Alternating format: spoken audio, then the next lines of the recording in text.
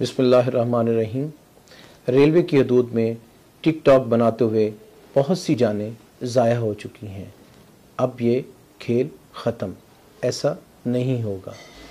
Railway की हदूद में टिकटॉक वीडियो बनाते हुए अगर कोई पकड़ा गया तो उसके ख़िलाफ़ मुकदमा दर्ज करके हवाला पुलिस किया जाएगा। अवामुन्नास से गुजारिश है कि वो ऐसी सस्ती शोहरत के लिए रेलवे ट्रैक, फाटक या ट्रेन का सहारा ना लें जिससे आपकी जान चली जाए।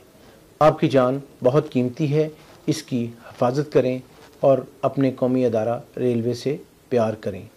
फाटक के बगैर रेलवे क्रॉसिंग अबूर करते वक्त दोनों तरफ ज़रूर देख लें कि कहीं ट्रेन तो नहीं आ रही और फिर इत्मीनान करने के बाद ट्रैक को अबूर करें।